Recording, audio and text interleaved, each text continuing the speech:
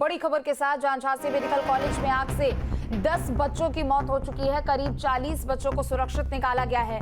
Short circuit से आग लगने की आशंका जताई जा रही है। सीएम योगी ने जांच के आदेश भी दिए हैं। तो बड़ी खबर आपको बता दें, जहां झांसी के मेडिकल कॉलेज में दरअसल बीती रात आग लगी, जिसके बाद 10 बच्चे जिनकी मौत हो गई है, साथ ही 40 बच्चों को सुरक्षित बाहर निकाला गया है। शॉर्ट सर्किट से आग लगने की आशंका जताई जा रही है। जांच पड़ताल की जा रही है। मुख्यमंत्री योगी आदित्यनाथ ने इस पूरे हादसे पर संज्ञान लिया है। कई अधिकारियों को मौके पर ही तुरंत ही पहुंचने के निर्देश दिए गए थे। 10 बच्चों की ये मौत का मामला है मेडिकल कॉलेज में, जहां बीती रात ये हादसा होता है। एक नहीं, दो नहीं, बल्कि 10 बच्चों की जान चली जाती है। साथ ही बता दें कि खिड़कियों को तोड़कर तकरीबन 40 बच्चों को बाहर निकाला गया, सुरक्षित बाहर निकाला गया। तो झांसी हादसे का मुख्यमंत्री योगी आदित्यनाथ ने संज्ञान भी लिया है। बड़ी खबर आपको बता दें, कमिश्नर और डीआईजी को जांच के आदेश दिए हैं। सीएम योगी ने 12 घंटे में जांच रिपोर्ट मांगी है। तो ये बड़ी खबर आपको बता दें, चूंकि झांसी की ये जो घटना है उस पर तुरंत ही अधिकारियों को मौके पर पहुंचने के निर्देश मुख्यमंत्री योगी आदित्यनाथ ने दिए। 12 घंटे के अंदर रिपोर्ट मांगी है कि यह हादसा कैसे हुआ, किसकी लापरवाही से हुआ, क्या अस्पताल की लापरवाही एक बड़ी भूमिका यहाँ पर थी। तो ये बड़ी खबर आपको बता दें, तो सीएम योगी ने इस पूरे हादसे का संज्ञान लिया है। अधिकारियों को तत्काल ही मौके पर जाने के निर्देश भी दिए। ये बड़ी खबर आपको बता दें, सीएम योगी ने इस पूरे हादसे का संज्ञान लिया है। झांसी मेडिकल कॉलेज हादसे पर तमाम तरीके के बयान भी लगातार सामने आते जा रहे हैं। अधिकारियों को तत्काल मौके पर जाने के निर्देश भी मुख्यमंत्री योगी आदित्यनाथ ने दिए हैं। 12 घंटे के भीतर रिपोर्ट भी मांगी है। शॉर्ट सर्किट की वजह से आग की आशंका जताई गई है। दरअसल फायर ब्रिगेड की ओर से बयान भी दिया गया था और बयान में शॉर्ट सर्किट का जिक्र किया गया है, जिसके कारण 10 बच्चों की मौत हुई है। 10 बच्चों की बहुत ही दुखद मृत्यु हुई है और हम सब परिजनों के साथ मिलकर के बच्चों को आइडेंटिफाइड कर रहे हैं कि किन किन बच्चों की डेथ हुई, किन परिजनों के हैं। घटना के जांच के आदेश उच्च स्तरीय दिए गए हैं। पहली जांच तो शासन स्तर से होगी, जो हेल्थ डिपार्टमेंट करेगा। दूसरी जांच पुलिस प्रशासन और जिले के स्तर से होगी, जिसमें फायर विभाग की भी टीम शामिल होगी। और तीसरी मजिस्ट्रेटी जांच के भी आदेश दिए गए हैं। हर स्थिति में घटना के कारणों का पता लगाया जाएगा और जो भी कारण होंगे वो आपके समक्ष, हम प्रदेशी जनता के समक्ष आपके माध्यम से रखेंगे। सबसे बड़ी बात यह है कि घटना कैसे हुई, किन कारणों से हुई, इस बात का हम पता लगाएंगे। और यदि किसी स्तर पर लापरवाही पाई गई तो उसकी जिम्मेदारी भी हम तय करेंगे, उनके खिलाफ भी हम कड़ी कार्रवाई करेंगे, किसी को छोड़ेंगे नहीं। और चलिए, ज्यादा जानकारी के लिए श्याम हमारे साथ जुड़ चुके हैं। श्याम, क्या जानकारी मिल पा रही है? चूंकि देखिए, ये जो घटना हुई है बीती रात, ये बेहद झकझोर देने वाली है। एक नहीं, दो नहीं, बल्कि 10 बच्चों की मौत हुई है। फिलहाल मौके पर क्या स्थिति बनी हुई है, किस तरीके की और जानकारी अपडेट आपके पास?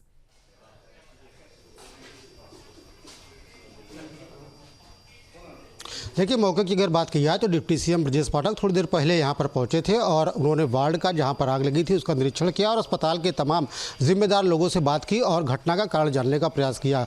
उसके बाद जब वो बाहर निकले तब उन्होंने ये कहा कि ऑक्सीजन कंसनट्रेटर में स्पार्किंग हुई थी और उसके बाद ये आग लगी और आग बढ़ती चली गई, जिसके बाद जो अस्पताल का प्रशासन था, अस्पताल में जो मौजूद लोग थे, नर्सेज थे, डॉक्टर थे, उन्होंने बच्चों को बचाने का प्रयास किया और सबसे पहले आग बुझाने की कोशिश की गई। और जब आग पर काबू पाना संभव नहीं हुआ तो उन्होंने सबसे पहले बच्चों को बचाने की कोशिश की।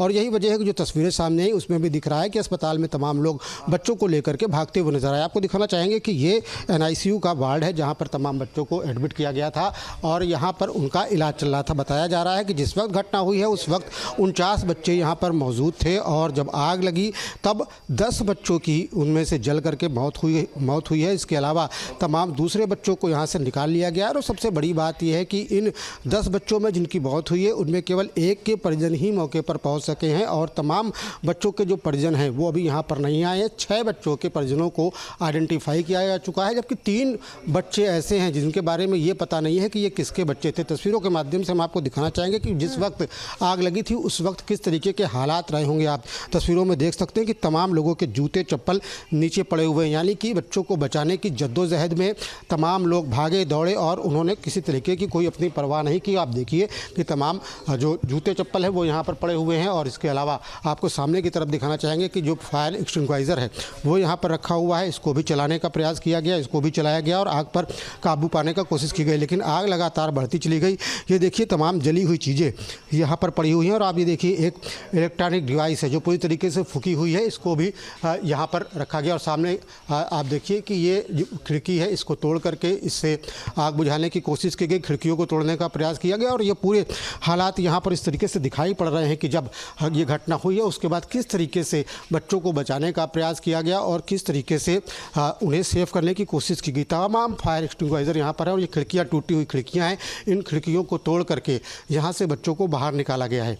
तो ऐसे में अस्पताल प्रशासन ने अपनी तरफ से कोशिश ज़रूर की, लेकिन दूसरी तरफ तमाम बच्चे ऐसे हैं जिनकी हालत अभी भी गंभीर बनी हुई है। उन्हें दूसरे अस्पतालों में एडमिट कराया गया है। कई बच्चों का इलाज निजी अस्पतालों में चल रहा है, कई बच्चों को परिजन अपने स्तर पर लेकर के गए हैं और वो उनका इलाज अलग अलग जगहों पर करा रहे हैं। ऐसे में डिप्टी सीएम जब यहाँ पर पहुँचे तो उन्होंने पूरी घटना की जाँच के आदेश दिए हैं। उन्होंने कहा कि 3 स्तर पर इसकी जाँच होगी। आप ये देखिए जो NICU के ये फायर एक्सटिंग्विशर हैं रखे हुए, इसकी फिलिंग डेट्स भी देख सकते हैं कि तमाम एक्सटिंग्विशर आप ये तो देखिए। फिर सबसे बड़ी लापरवाही आपको यहाँ पर दिख जाएगी कि ये फायर एक्सटिंग्विशर जो यहाँ पर मौजूद है इसकी जो फिलिंग डेट है वो 2022 की है और 2023 में ये एक्सपायर हो जाएगा, यानी कि ये फायर एक्सटिंग्विशर वर्तमान में काम ही नहीं कर सकता। ऐसे में ये एक बड़ी लापरवाही है। इसकी भी देखिए एक्सपायरी डेट 2023 है। बिल्कुल, चूंकि तो देखिए कहीं ना कहीं NICU बड़े पैमाने पर आग लगी है श्याम और 10 बच्चों की मौत हुई है। अगर आपको याद हो पिछले दिनों बात अगर की जाए तो यहाँ पर जून के महीने में दिल्ली की भी इसी तरीके से घटना सामने आई थी, जिसके बाद सभी अस्पतालों के खास तौर पर जो बच्चों के वार्ड है उनकी स्टेटस रिपोर्ट चेक करने के लिए भी सभी मुख्यमंत्रियों की तरफ से अपने अपने स्तर पर यहाँ पर आदेश दिए गए थे। लेकिन ये जो फायर एक्सटिंग्विशर है जिस पर आप वो डेट दिखा रहे हैं, ये सबूत है उस बड़ी लापरवाही का जिसके कारण इन बच्चों की जान गई है।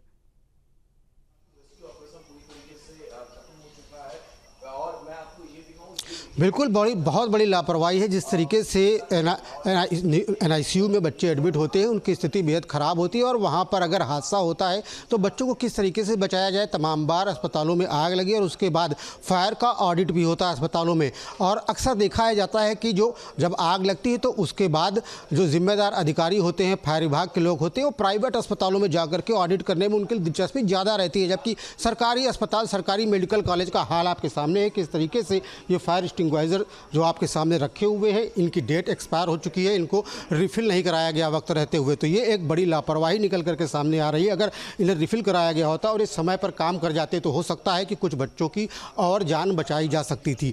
लेकिन जिस तरीके की ये लापरवाही है उस पर किसी भी तरीके से पर्दा डालने का काम नहीं होना चाहिए। जो जिम्मेदार अधिकारी हैं, जो जिम्मेदार लोग हैं, उनके ऊपर निश्चित तौर पर कार्रवाई होनी चाहिए। क्योंकि अभी जब डिप्टी सीएम अपनी बात रख रहे थे तो उन्होंने इस बात को भी कहा कि इस अस्पताल में फायर का ऑडिट भी कराया गया था। फायर ऑडिट कराया गया था तो किस तरीके से कराया गया था, और अगर ये फायर एक्सटिंग्विशर जिन पे डेट लिखी हुई है और ये खुद बता रहे हैं कि ये कितनी बड़ी लापरवाही है, 1 साल पहले ये एक्सपायर हो गए थे और इसके बाद इनकी रिफिलिंग नहीं कराई गई, तो ऐसे में ये एक बड़ी लापरवाही है और इस लापरवाही में दोषियों के ऊपर निश्चित तौर पर कार्रवाई होनी चाहिए। क्योंकि इस लापरवाही की वजह से 10 बच्चों की जहाँ जान चली गई वहीं तमाम बच्चों की जान पर अभी भी बनी हुई है और ये हादसा और अधिक बड़ा हो सकता था अगर जो अस्पताल के कर्मचारी हैं उन्होंने अपनी जिम्मेदारी को गंभीरता से नहीं निभाया होता। आप तस्वीरों के माध्यम से देखिए कि कैसे उन्होंने अपनी जिम्मेदारी को निभाया और दौड़ते भागते किसी भी तरीके से बच्चों की जान बचाने का प्रयास किया। तमाम जूते चप्पल यहाँ पर पड़े हुए हैं, उन्होंने अपनी परवाह नहीं की, बच्चों को बचाने का प्रयास किया। लेकिन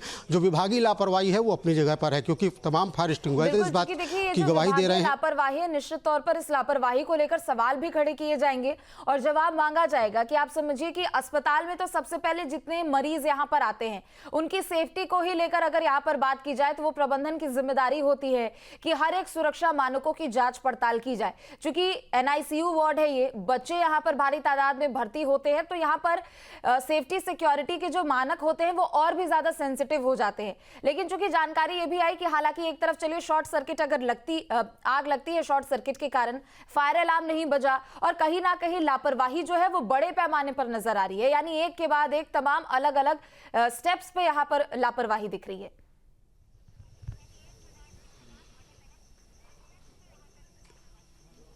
बिल्कुल, जिस तरीके से दावा ये किया गया कि इस बिल्डिंग का फायर सेफ्टी ऑडिट हुआ था और उसके बाद अगर आग लगी थी, आग की चिंगारी के बाद भी फायर अलार्म होना चाहिए था, जिससे पूरा अस्पताल अलर्ट हो जाता और इसके बाद तुरंत ही फायर ब्रिगेड अलर्ट हो जाता। लेकिन ये अलार्म नहीं बजा और उसके बाद ये आग बढ़ती चली गई। और जिस तरीके से हम लोगों ने देखा कि तमाम फायर एक्सटिंग्विशर्स हैं, उनमें जो डेट है वो एक्सपायर्ड है, यानी कि वो चल नहीं सकते। तो ऐसे में जब आग बुझाने का प्रयास किया गया होगा इनसे, तो निश्चित तौर पर ये नहीं चले और इससे आग पर काबू नहीं पाया जा सका, जिसकी वजह से आग बढ़ती चली गई। और ये एक बड़ी लापरवाही है कि इस हादसे में 10 बच्चों की अब तक मौत हो चुकी है, जिसकी संख्या बढ़ भी सकती है, क्योंकि 17 बच्चे ऐसे हैं जो इस पूरे मामले में घायल हैं, जिनका अलग अलग अस्पतालों में इलाज चल रहा है। तो ऐसे में ये एक बड़ी लापरवाही निकल करके सामने आई है। डिप्टी सीएम ने इस बात को कहा है कि पूरे मामले में 3 स्तर की जाँच कराई जाएगी। शासन अपनी जाँच करेगा, मेडिकल स्तर पर अपनी जाँच होगी, इसके अलावा पूरे मामले की जुडिशरी जाँच भी कराई जाएगी और जाँच में जो दोषी होंगे उनके ऊपर कार्रवाई होगी। लेकिन प्रथम दृष्टया ये दिखाई पड़ रहा है कि निश्चित तौर पर स्वास्थ्य विभाग की लापरवाही है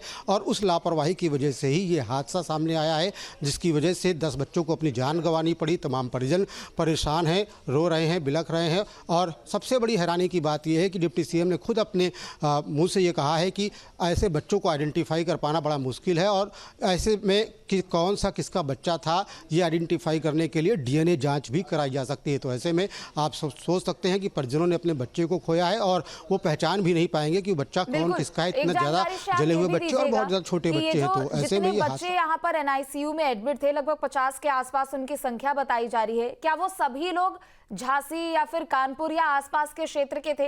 क्योंकि देखिए, कुछ परिजनों का कहना है, आरोप भी उन लोगों ने लगाया है कि डॉक्टरों ने पहले बच्चों को नहीं बचाया, वो खुद भाग गए। हालांकि जब देखा कि ज्यादा पैमाने पर ये आग फैलती जा रही है, तब कुछ लोग वहां पर आए, मदद करने की कोशिश की गई और फिर जितने जल्दी हो सके जो बच्चे वहां पर थे उनको एक एक करके बाहर निकाला गया। लेकिन तब तक शायद उन 10 बच्चों के लिए बहुत देर हो गई थी।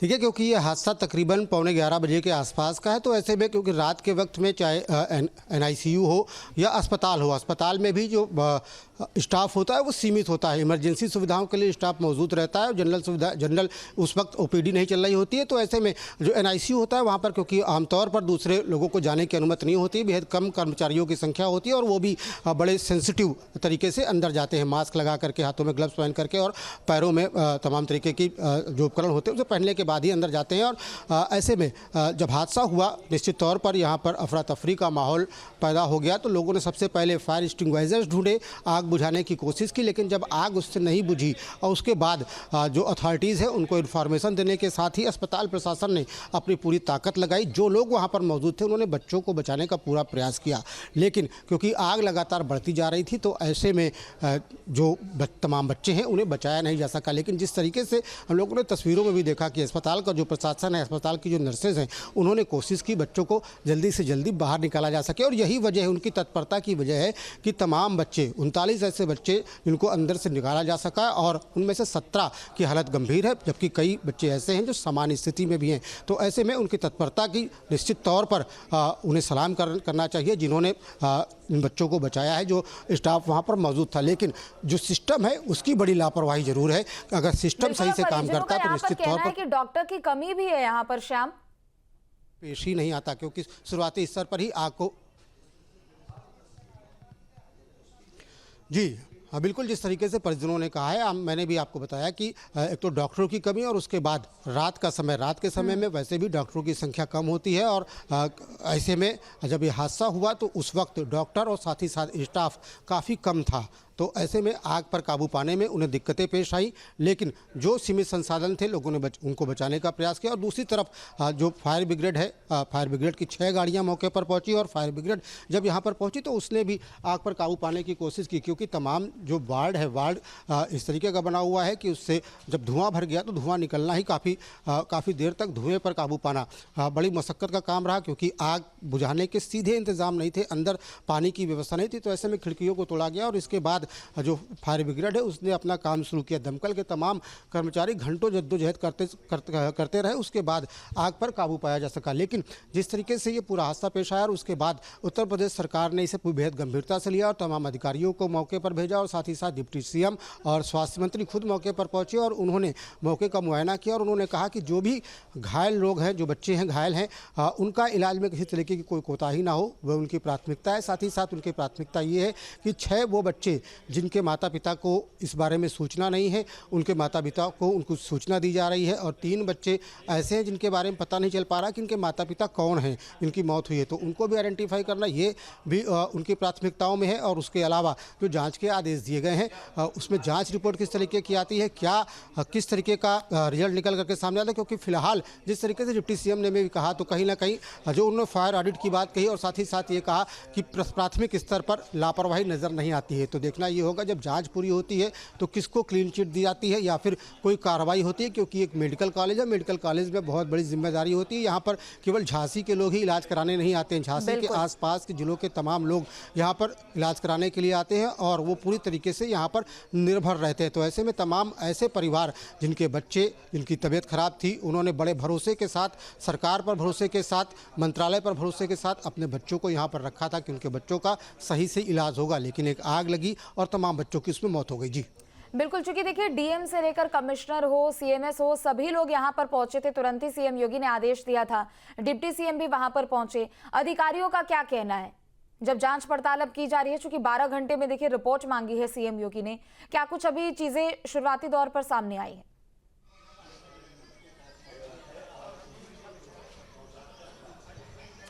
देखिए, शुरुआती तौर पर भी बात की जाए तो शुरुआती तौर पर जांच की तो भी शुरुआत भी नहीं हुई है। अभी सबसे पहले डैमेज कंट्रोल की बात की जा रही है। जिस तरीके से ये हादसा हुआ उसके बाद तमाम उन परिजनों को पहचानना जिनके बच्चे, जैसे मैंने बताया कि डिप्टी सीएम ने खुद कहा, स्वीकार किया है 6 ऐसे बच्चे जिनकी इस हादसे में मौत हुई है। उनके माता पिता के बारे में उन्हें जानकारी है लेकिन वो उनके पास तक पहुँच नहीं सके, उनको सूचना नहीं दी जा सकी है। जबकि 3 बच्चे ऐसे हैं जिसके बारे में मालूम ही नहीं है कि कौन इनके माता पिता हैं जिनकी मौत हुई है इस पूरे हादसे में।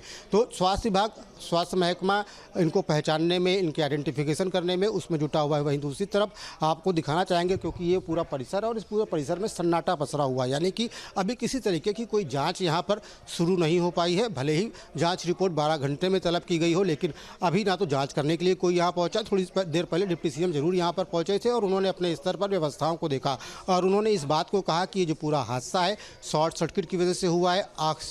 ऑक्सीजन कंसंट्रेटर में सबसे पहले शॉर्ट सर्किट हुआ और उससे आग लगी और आग बढ़ती चली गई, जिसकी वजह से पूरा हादसा हुआ।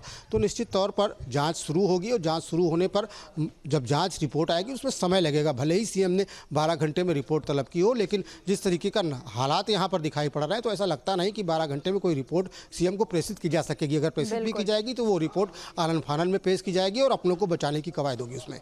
जी बिल्कुल, चूंकि देखिए जिन 37 बच्चों को सुरक्षित बाहर निकाला गया है उनमें से आप भी बता रहे हैं कि कई लोगों के बच्चों की स्थिति अभी भी गंभीर बनी हुई है, जो कि बेहद ही गंभीर तरीके से झुलस चुके हैं। क्या उनको परिजन आसपास के ही अस्पतालों में लेके गए हैं? चूंकि देखिए ये जो हादसा हुआ है कहीं ना कहीं उस हादसे का डर भी जहन में, और दूसरी तरफ अगर दूसरे अस्पतालों की तरफ लेके गए हैं तो कहीं ना कहीं वो सवाल उनके जहन में अभी भी होगा कि किस तरीके से ये पूरी लापरवाही हुई और कैसे अब बच्चों को अपने वहां पर किसी भी अस्पताल में जांच के लिए वहां पर रखेंगे, इलाज के लिए रखेंगे।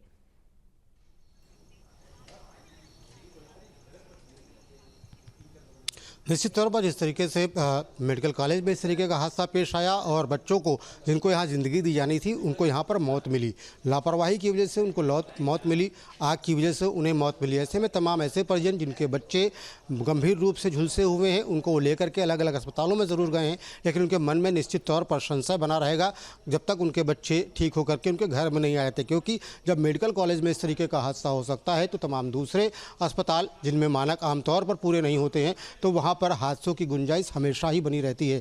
लेकिन विश्वास करना होगा, क्योंकि डॉक्टरों को भगवान भी कहा जाता है, तो निश्चित तौर पर जो परिजन हैं उन्हें विश्वास करना होगा कि उनके बच्चों का इलाज ठीक से करेंगे, उनके बच्चे स्वस्थ होकर के घर जाएंगे। तो ऐसे में ये देखने वाली बात होगी कि जिस तरीके से उत्तर प्रदेश सरकार ने तमाम परिजनों के साथ में होने की बात कही है, भले ही बच्चों का इलाज तमाम अलग अलग अस्पतालों में हो रहा है, क्या स्वास्थ्य विभाग की टीम उनकी मॉनिटरिंग करेगी, वहाँ पर जाकर के देखेगी कि किस तरीके की सुविधाएँ उन्हें दी जा रही हैं, किस तरीके की व्यवस्थाएँ उनके लिए की जा रही हैं। आई हैं, ये सब देखने वाली बात होगी। और निश्चित तौर पर जिस तरीके से डिप्टी सीएम ने कहा कि पीड़ित परिवार के साथ वो मौजूद हैं, उसके अलावा वो सुनिश्चित करेंगे कि तमाम ऐसे बच्चे जिनका इलाज अलग अलग अस्पतालों में चल रहा है, क्योंकि कुछ बच्चे जो कि बताया गया कि ललितपुर के थे, उनको उनके परिजन वहाँ पर लेकर के गए हैं, तो ऐसे में निश्चित तौर पर उनका इलाज कैसा हो रहा है, जो स्वास्थ्य विभाग की भी जिम्मेदारी बनती है कि वो मॉनिटर करें कि जो बच्चे यहाँ से झुलसे हैं उनका इलाज अगर दूसरे अस्पतालों में हो रहा है तो बेहतर तरीके से हो। जी बिल्कुल, लेकिन देखिए ये जो घटना हुई है झांसी में, और इससे पहले निश्चित तौर पर कई घटनाएं हुई हैं जहां अस्पताल प्रबंधन को लेकर, अस्पताल के संचालक को लेकर कई सवाल खड़े किए गए हैं। लेकिन ऐसे में ये सवाल भी बेहद महत्वपूर्ण है सुनील,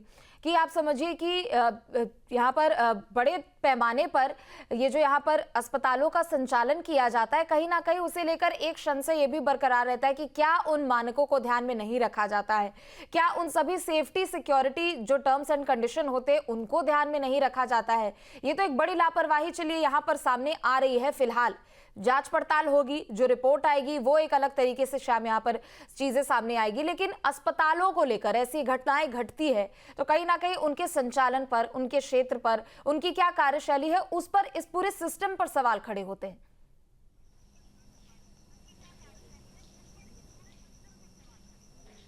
बिल्कुल, ये एक पूरे सिस्टम पर सवाल खड़े होते हैं, क्योंकि तमाम अस्पतालों पर ये आरोप लगते हैं कि वो बिना मानक को पूरे किए हुए चल रहे हैं, उनके पास फायर के इंतज़ाम नहीं होते, वो दरबों की तरीके तमाम अस्पताल छोटी छोटी जगहों पर चल रहे हैं, उनके पास जो मानक पूरी करने की व्यवस्था नहीं होती, लेकिन उनको पता नहीं कहाँ से लाइसेंस मिल जाता है और चलते रहते हैं। इसके अलावा तमाम बड़े अस्पताल, वहाँ पर भी मानक पूरी तरीके से पूरे नहीं होते। लेकिन हैरानी तब होती है जब ऐसा हादसा मेडिकल कॉलेज में हो जाता है। मेडिकल कॉलेज में जहाँ पर तमाम सरकारी अफसरों का आना जाना, तमाम अधिकारियों का आना जाना, स्वास्थ्य विभाग के बड़े अधिकारियों का आना जाना लगातार बना रहता है। ऐसे में यहाँ पर हादसे का हो जाना निश्चित तौर पर पूरी व्यवस्था पर सवाल खड़े करता है, और सवाल खड़े करता है कि अगर फायर ऑडिट की बात कही जा रही थी कि यहाँ पर फायर ऑडिट हुआ है, तो ऐसे में ये जो अग्निशमन यंत्र हैं उनकी जो रिफिलिंग डेट है वो एक्सपायर कैसे है।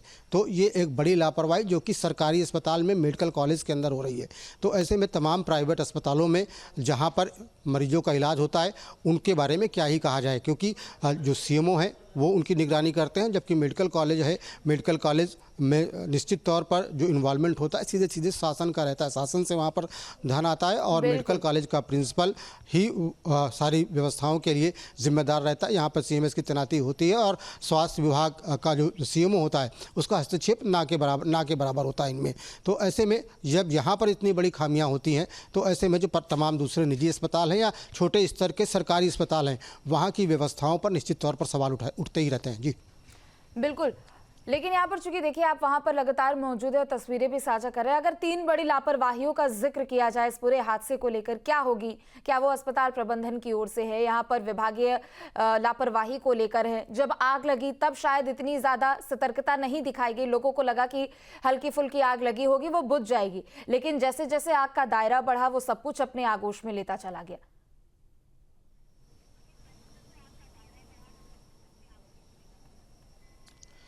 निश्चित तौर पर जो स्टाफ उस वक्त मौजूद था वो उस आग की क्षमता का आकलन नहीं कर पाया, क्योंकि शॉर्ट सर्किट से आग लगी थी और आनन फानन में वो भी बाहर की ओर भागे, और उन्होंने देखा कि क्या व्यवस्थाएं ऐसी हो सकती हैं जिनसे आग पर काबू पाया जा सके। तो क्योंकि अनट्रेंड स्टाफ कहा जा सकता है कि आग से निपटने के लिए, हो सकता है वो अपने काम पे, क्योंकि एनआईसीयू में थे तो वहाँ पर बच्चों की देखरेख के लिए वो ट्रेंड थे, लेकिन अगर आग लगती है तो आग से कैसे निपटा जाए, आग पर कैसे काबू पाया जाए, उसके लिए वो ट्रेंड नहीं थे।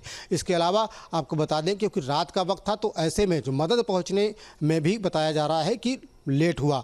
हालांकि फायर ब्रिगेड को जब सूचना हुई तो उसके 20 मिनट के भीतर फायर ब्रिगेड की गाड़ियां यहां पर मौजूद थी, लेकिन ये 20 मिनट का जो वक्त था वो बहुत ज़्यादा था उन बच्चों के लिए, क्योंकि बच्चे पहले से बीमार थे, वो ऑक्सीजन के सपोर्ट पर थे, और आग बताया जा रहा है कि ऑक्सीजन कंसनट्रेटर से ही लगी है। तो ऐसे में निश्चित तौर पर जब कंसनट्रेटर से आग लगी तो तमाम बच्चों की ऑक्सीजन की आपूर्ति भी बाधित हुई होगी। तो ऐसे में अस्पताल प्रबंधन के सामने दुविधा भी रही होगी, जो लोग वहाँ पर मौजूद रहे होंगे, कि वो बच्चों की ऑक्सीजन की व्यवस्था ठीक करें या आग पर काबू पाए। लेकिन एक बार जब ये आग पूरी तरीके से फैल गई और जब अफरा तफरी का माहौल हुआ और जब डॉक्टरों और स्टाफ ने डिसाइड कर लिया कि बच्चों को लेकर के बाहर जाना है, तब उन्होंने अपनी जान की बाजी लगा दी और तमाम बच्चों को बाहर निकालने में उन्होंने सफलता भी पाई। और स्टाफ प्रशासन, नर्सिंग स्टाफ की तत्परता ही है कि तमाम बच्चों की जान बचाई भी जा सकी है। व्यवस्था पर सवाल जरूर है, लेकिन मौजूदा स्टाफ है, उन्होंने निश्चित तौर पर बढ़िया काम किया, बेहतर काम किया और वो निश्चित तौर पर जूझते हुए नजर आए। उन्होंने अपनी जान की परवाह नहीं की।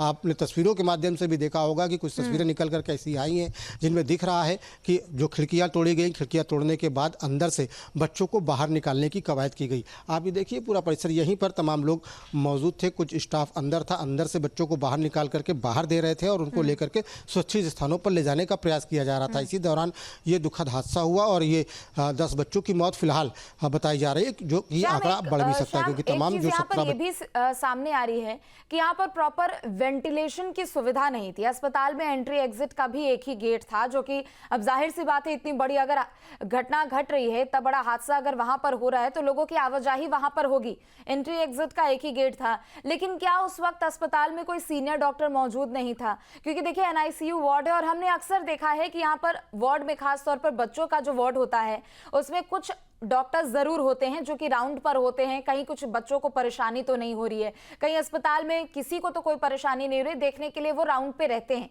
लेकिन क्या यहाँ पर ऐसी चीजें नहीं थी? क्या यहाँ पे डॉक्टर्स रात को नहीं थे? जो लोग भी थे उनकी तरफ से क्या यहाँ पर कुछ बातें सामने आई हो?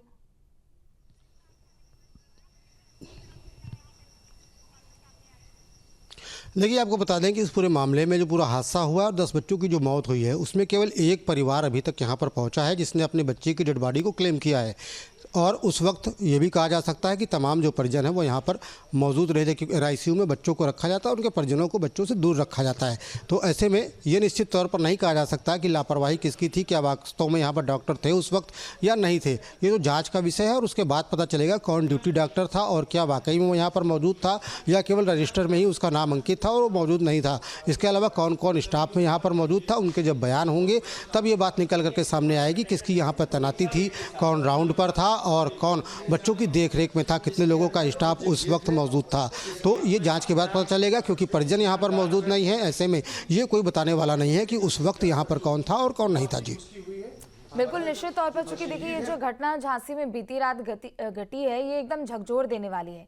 और इस साल हमने देखा है कि कई अस्पतालों में इसी तरीके से आग की घटनाएं हुई, जिसके कारण कई मरीजों की भी, कई बच्चों की भी जान पर बात बनाई है। और यहाँ पर लाजमी है कि ऐसे हादसों से लोगों को सबक लेना चाहिए और जो भी कमियां हैं विभागीय स्तर पर हो, चाहे अस्पताल के प्राथमिक स्तर पर ही क्यों ना हो, चाहे वो सुरक्षा मानकों को भी लेकर क्यों ना हो, वो समय से पहले जरूर उनको ठीक करा लिया जाए, उनकी पूरी व्यवस्था करा ली जाए, ताकि भविष्य में इस तरीके की घटना कहीं और ना घटे। उनके पैर में आग लगी, उन्होंने कहा अंकल बचाओ, आग लग चुकी है, बच्चों को बचाओ। तो उन्होंने अपने सलवार फाड़ा हो जो भी है, मतलब उन्होंने निकाला और फिर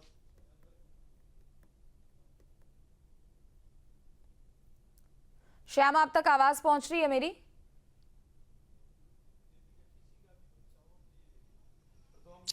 जी जी जी बिल्कुल, चूंकि देखिए ये जो इतनी घटनाएं हुई है, इसमें जरूरी है कि इन सभी घटनाओं से सबक लेना चाहिए, क्योंकि हमने अक्सर देखा है कि अस्पतालों में एक तरफ बहुत सारी तैयारियां की जाती है, सुरक्षा मानकों के दावे किए जाते हैं, लेकिन कोई अप्रिय घटना होती है और जब जांच पड़ताल की जाती है तो कई चीजें सामने आती है कि शायद फायर सेफ्टी को लेकर कोई खास इंतजाम नहीं थे, फायर अलार्म को लेकर कोई खास इंतजाम नहीं थे, और नतीजन ये कि लोगों के, प्रिय लोगों को अपनी जान गंवानी पड़ती है। और कहीं ना कहीं ये जो झांसी वाली घटना है, ये जो बीती रात ये घटना घटी, इससे बड़े पैमाने पर सबक लेने की भी बेहद ज्यादा जरूरत है।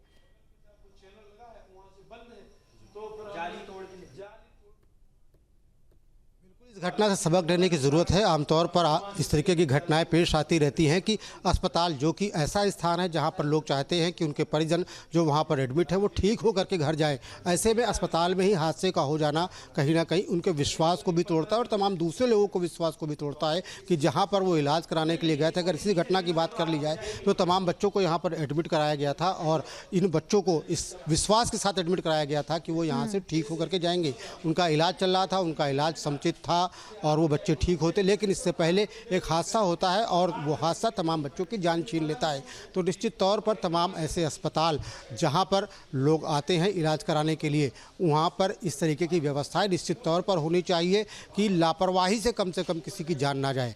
डॉक्टरों की उपस्थिति के साथ साथ वहाँ पर जो तमाम इंतजाम, जैसे फायर का इंतजाम है, निश्चित तौर पर होना चाहिए और समय समय पर फायर का ऑडिट भी होना चाहिए कि जो तमाम जो इंतजाम वहाँ पर हैं वो मुकम्मल हैं, काम कर रही हैं व्यवस्थाएं या नहीं काम कर रही हैं। क्योंकि आमतौर पर देखा यह गया है अस्पतालों में जब आग लगती है तो वो लोगों को बचाना बेहद मुश्किल हो जाता है। चाहे बात दिल्ली के अस्पताल की जाए या तमाम दूसरे हादसों की जाए, देखा यह गया है कि जब आग लगती है तो उसके बाद जो व्यवस्थाएं होती हैं वो कहीं ना कहीं दम तोड़ती हुई नजर आती हैं। तो ऐसे में ये देखना बेहद जरूरी हो जाता है कि जो व्यवस्थाएं अस्पतालों में की गई हैं वो क्या वाकई में वो चल रही हैं या केवल खानापूर्ति के लिए की गई हैं। तो ये एक जो हादसा पेश आया है निश्चित तौर पर बहुत दर्दनाक हादसा है, लेकिन इससे सबक लेने की जरूरत है कि दोबारा इस तरीके का हादसा किसी भी अस्पताल में ना हो। इसके लिए बिल्कुल, बहुत प्रदेश सरकार आपका तमाम जानकारियों के लिए आप नजर बनाए रखिएगा, आपसे पल पल की अपडेट भी लेते रहेंगे। तो झांसी में ये बड़ा हादसा, एनआईसीयू वार्ड में आग लगी जिसके बाद 10 बच्चों की मौत हो गई। न्यूज नेशन अब व्हाट्सएप पर खबरों की ताजा अपडेट के लिए न्यूज नेशन के इस QR कोड को स्कैन करें।